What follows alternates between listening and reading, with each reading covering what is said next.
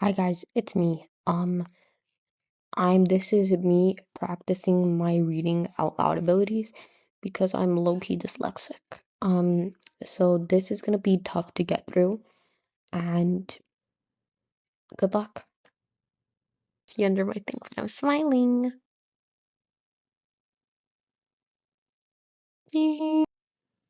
Billy, really, it's fine, don't worry. Jet raised her legs from the coffee table so he could get past with the vacuum cleaner. I've put the sheets in the wash, Billy said, over the crackle as the machine found a stash of crumbs. You take the bed. I'll have the sofa. I'm not kicking you out of your bed, Billy. Jet's eyes returned to her screen, to the Google Street View of River Street, clicking up and down, hunting a digital stalker. As though she might somehow find her phone there, hiding in the past, in the grass or the dirt. I like the sofa. Sometimes I sleep there anyway. Billy Finney was the worst liar. Oh, that he said that, sorry. I like the sofa. Sometimes I sleep there anyway. Billy Finney was the worst liar. And this sofa was a piece of crap. Lumps of springs digging into Jet's thighs already. He disappeared with the vacuum into the bedroom, keeping it keeping it running as he reached for a can of deodorant, spraying it across the room, into every newly tidied corner, coughing as he inhaled the fumes. Jet smiled, kept her teeth to herself, started back at the top of River Street again. More cursing from the bedroom and more rustling. Billy, stop worrying again. It was hard to concentrate with all the worrying. He reemerged, a small box in his hands. Got this for Christmas last year. Never opened it. He opened it now. A green candle in a glass jar. A scent described as cedar delight. Billy placed it on the coffee table, grabbed a lighter from the kitchen drawer, and bent low to light the wick. The baby fire reflected in his glassy blue eyes. Lovely. Jet grinned up at him. I can see myself living here for the rest of my life. Billy retracted his thumb, gave her a look. What? That's funny. Jet let out a gruff laugh. If he wouldn't. Jet gave a gruff laugh if he wouldn't. Jet gave a gruff laugh if he wouldn't. That sounds wrong. Billy normally laughed at all her jokes. I'll just grab this, he muttered. For reference, she's dying in like 4 days. I'll grab this, he muttered, reaching for the photo frame that lived in the middle of the coffee table. It had been blocked by Jet's screen before, but she saw it now when he picked it up. A woman with dark curly hair and glittering eyes and ice cream melting over her fingers. Billy's mom, Mrs. Finney, Beth. 3 names for the same person. There was a boy in the photo too. Same hair, same ice cream, same cool blue eyes.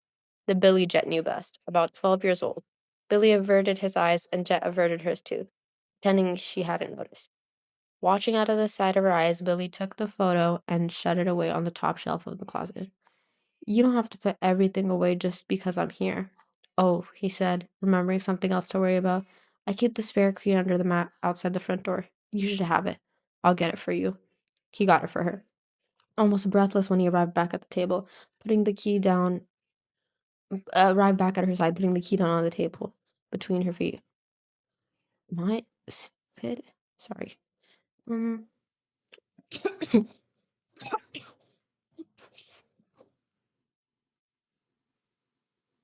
um, he got it for Ernest Business. Putting the key down on the side table between her feet. His eyes caught her screen, mirrored it back. That's the street where your phone was turned off? Jen nodded, craned to look at him, towering above her. You know anyone who lives there? Billy chewed his lip. Don't think so. You think that's where they live? Well, they went straight there after the attack. Turned my phone off in this spot. She pointed to the street view, where River Street passed North Street. Billy thought about it. Could have been on their way home, then realized it was a bad idea to do that with your phone still on. Doesn't mean they live exactly there, right? Just was on the way. Maybe, Jen nodded. So maybe they live north of town? There was a lot of maybe. What else do you have? Jet glanced at the scribbles on her open notebook, Billy following her eyes. Not a lot. The police think it's JJ. I can tell. Billy bent lower, leaning over the back of the sofa, his head hovering over her shoulder. Do you think it's JJ? No. JJ's not like that.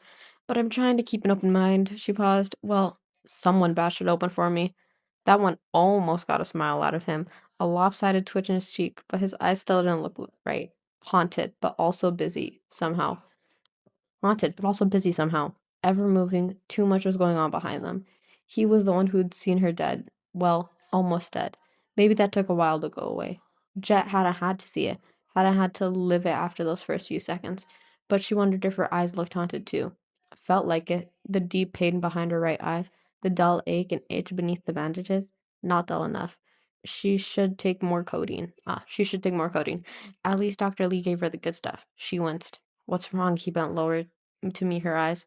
You need your painkillers? Food? I can make you something, anything if you want. Billy, it's okay. Stop doing stuff for me. I like doing stuff for you. He always had. Billy was 9 months older than her. Jet didn't know a world he didn't exist in. Always right there, next door. Hey, Billy, want to ride bikes? I'll race ya.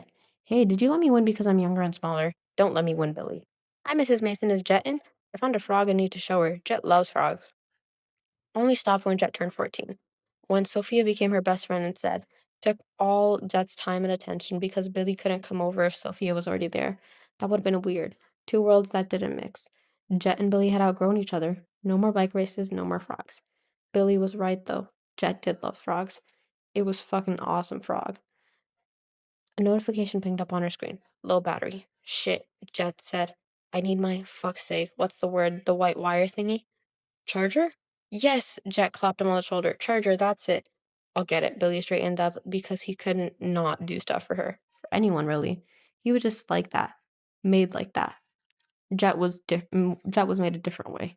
She pointed him towards the red backpack. In there.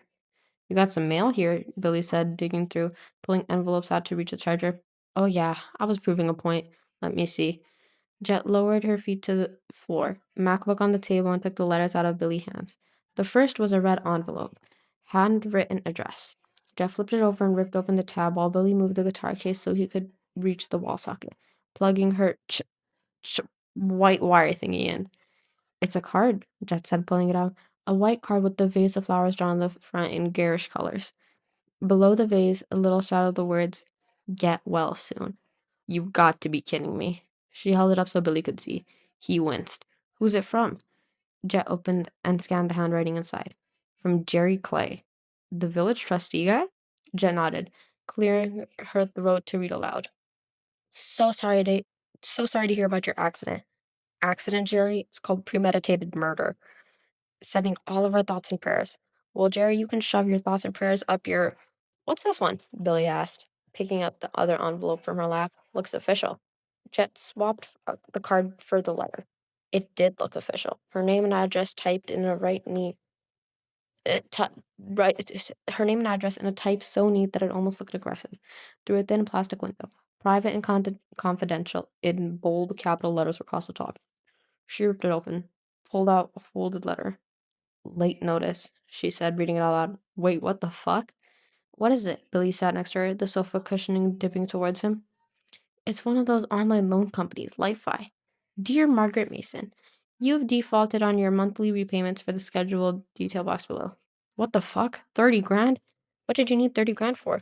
I didn't need 30 grand, Billy, she said, the annoyance shifting to him. I didn't do this. This wasn't me. She pointed to a letter on the series of numbers listed after bank account number. This isn't my bank account. I didn't get this money. I didn't take out any loan, she read on. As the loan was secured against the below personal asset. This will be seized unless we receive a repayment. Blah, blah, blah. Or we will have to proceed with filing a lawsuit.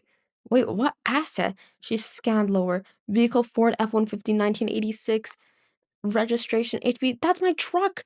Jet shook the letter, mouth falling open. Someone took out a loan against my fucking truck in my name. You sure you didn't? I think I'd remember getting and spending 30 grand, Billy. How many lattes and avocados do you think I'd buy? He nodded, taking her, cooling it down, and by blowing out of his lip. Then it's identity fraud. He said, if someone took out this money in your name and spent that money. Jet slumped against the back of the sofa, forgetting about her own broken head, hissing when the bandage made the contact. Talk about kicking me when I'm down, she waved the letter, sharp edges curving through the cedar delight scented air. Billy studied her. Well, it might not be a coincidence, Jet. She sat back up.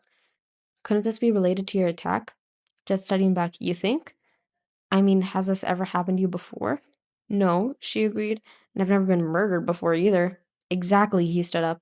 I think we need to take this to police. Aren't they looking for a reason why someone might wanted to kill you?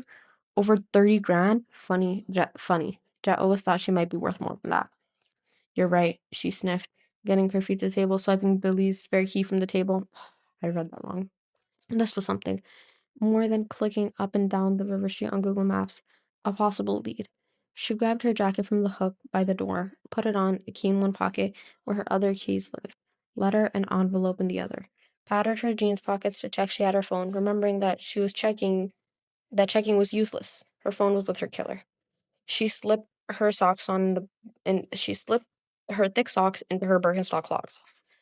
See you later, Jet said, reaching for the door. Oh, Billy replied, one arm already inside his fur lined oh, one arm already inside his fur lined denim jacket. I thought no, yeah, that's fine. Jeff faltered in the doorway. Oh, she said too. I just thought you'd be busy, you know. I'm probably imposing enough, right? Don't need you to take up any more of your time. Billy's jacket fell, his face too, catching it with the little hooks of his fingers. The jacket, that is, not his face. He'd already picked that one up. A one-sided smile. Yeah, no, you're right. I've actually gotta shift the bar later. So yeah, that's fine. So see you later. Later. That meant different now, shortened to a few hours, because that's the only kind of later Jet had left. Yeah, see you later, Billy.